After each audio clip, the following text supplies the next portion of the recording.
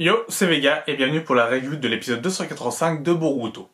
On continue le roman Sasuke Retsuden en adaptation animée et cet épisode était cool, rapide, rushé sûrement encore.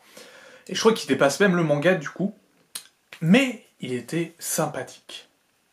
J'aurais pas grand chose à dire dessus puisque j'avais déjà fait une review sur sur le roman et que j'ai pas grand chose à dire à part que l'épisode est cool. Donc, le plan de Zansoru était de créer une armée, mais pas n'importe quoi comme armée, une armée de dinosaures.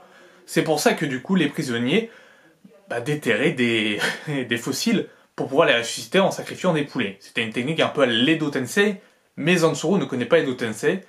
Il dit que c'est une technique complètement inventée pour pouvoir ressusciter les gens. Et Gigi est de mèche avec Zansoru depuis le début. Mais quel est le but de Gigi? Parce que du coup on connaît pas encore le but de Gigi qui est de mèche avec Zansoru. Il dit qu'il parle beaucoup de sa copine, peut-être que c'est pour la ressusciter, etc. Peut-être qu'il s'améliore en jutsu, etc. Mais en tout cas, il doit sûrement avoir un but. Zansoru, lui, est fidèle au Premier ministre qui prépare un coup d'état pour pouvoir prendre le pouvoir. Tout simplement. Donc Sasuke l'apprend. Et ça, c'est la partie un peu combat, et tout le monde s'affole, etc.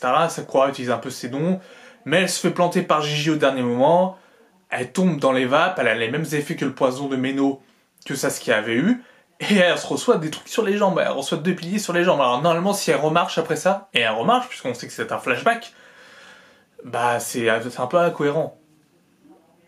Normalement là c'est bon, c'est finito, hein. C'est quoi sous les débris comme ça, en plus tous les débris qui tombent sur la gueule, etc. Normalement c'est finito. On a vu avec Obito les dégâts que ça lui avait fait.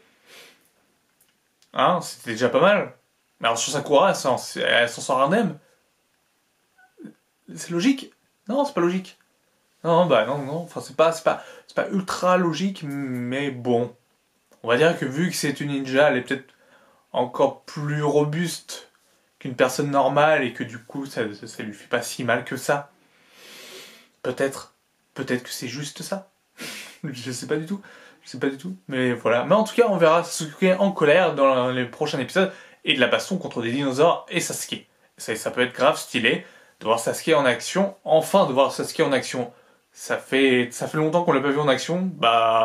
Je pense que si il a mis des mandales à 2-3 personnes, mais c'est tout. Mais sinon, ça fait un petit moment qu'on l'a pas vu vraiment mettre en action. Mais il va pas utiliser Susanoo. Pourquoi? Je sais pas. Mais il n'utilisera pas le Susanoo. En tout cas, normalement, il me semble que dans le roman, il n'utilise pas le Susanoo. Donc si on voit Susanoo apparaître, ce serait bizarre. Alors que là, du coup, sa couverture, il s'en fout. Je veux dire, toute la prison est détruite, il n'y a plus rien, il n'y a que des ruines et que des animaux ressuscités. Donc je pense qu'à ce moment-là, il s'en fout, même Zansoru, Gigi, etc. Tout le monde s'en fout. Bref, c'était aussi un bel épisode qui était bien animé à certains moments. À certains moments, surtout au passage des révélations des sentiments de Sakura et de Sasuke. Quand Sakura parle un peu de comment est Sasuke dans la vie de tous les jours et comment elle se comporte quand il est loin de lui, etc. Et que Sasuke lui évoque son propre amour aussi, lui aussi, en lui tenant la main. Et en lui demandant si elle veut une véritable bague et pas une bague faite de chakra. Donc on apprend que la bague est faite de chakra. Est-ce que... Non, il n'y a pas de est-ce que. En fait, c'était beau. C'était beau. C'était bien animé. L'animation, donc l'animation était belle. Les dialogues étaient cool. Franchement, c'était beau et c'était assez émouvant. On avait un peu de sentimentaliste et de douceur dans ce monde de shinobi. Moi, ça fait pas de mal, et de voir Sasuke sous une nouvelle facette qui montre qu'il aime Sakura, enfin qui tient à elle, tout du moins, et à Sarada. Donc Sarada est déjà née. J'ai dit de la voir grandir, sauf qu'il la reconnaît pas dans Naruto Ninja Gaiden, je vous rappelle. Bon, s'il la reconnaît pas dans Naruto Ninja Gaiden, à quel âge Sarada la dernière fois qu'il l'a vue?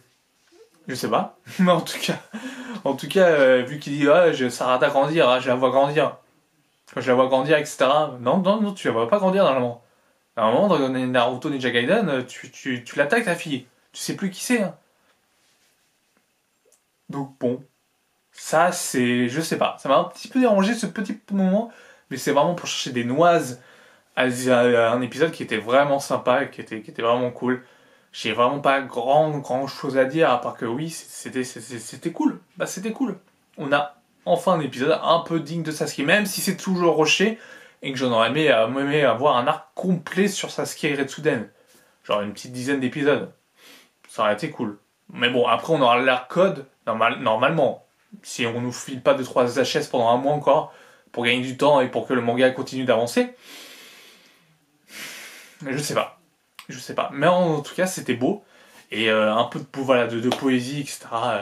C'était beau. Ils cherchaient les particules polaires. Ils les ont trouvées dans le lac qui reflète du coup le ciel, la voûte céleste.